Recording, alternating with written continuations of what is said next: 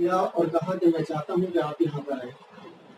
آپ یقین مانیے میں جمنا پار میں تھا، لیکن جب مجھے موضوع پتہ لگا کہ 370 کی بات ہو رہی ہے تو میں اپنا کام چھوڑ کر یہاں پر آیا اور بے ہونے کے لیے موضوع پوچھا،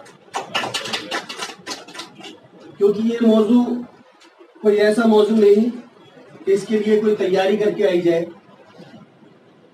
کیونکہ میں سمجھتا ہوں ہندوستان کے ایک مسلمان کے دل میں اس وقت اگر کچھ کسی چیز کا دکھ ہے تو کشمیر ہے،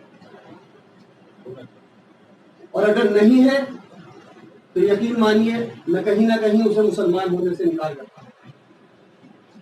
اگر ہم اپنے بھائیوں کے لیے اپنے دل میں احترام محبت نہیں رکھ سکتے، ان کی پریشانیاں نہیں سمجھ سکتے، تو میں سمجھتا ہوں ہمارے مسلمان ہونے کا بھی کوئی فائدہ نہیں.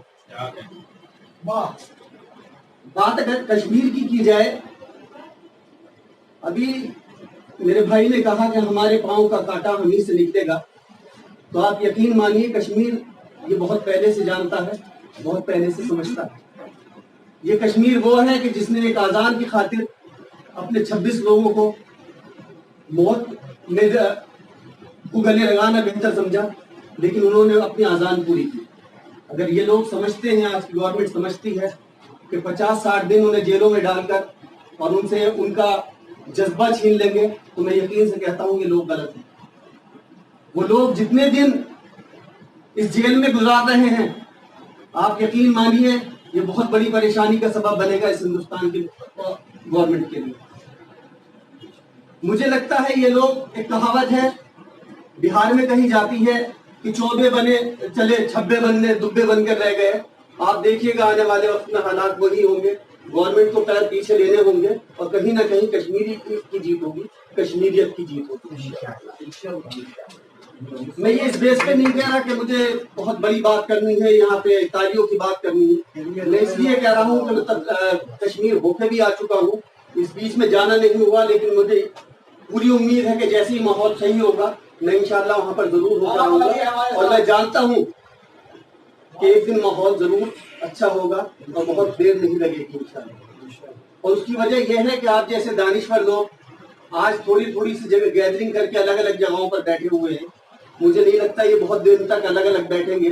کچھ دنوں بعد آپ دیکھیے گا سب ساتھ مل کر سڑکوں پر نظر آئیں گے اور اس گورنمنٹ کو مجبوراً اپنے قدم پیچھے لیں گے. ابھی میرے بھائی نے کہا کہ یہاں پر لاکھوں لوگ، بے شک میں مان رہا ہوں ان کی بات کہ یہاں پر بھی لاکھوں لوگ موجود ہیں.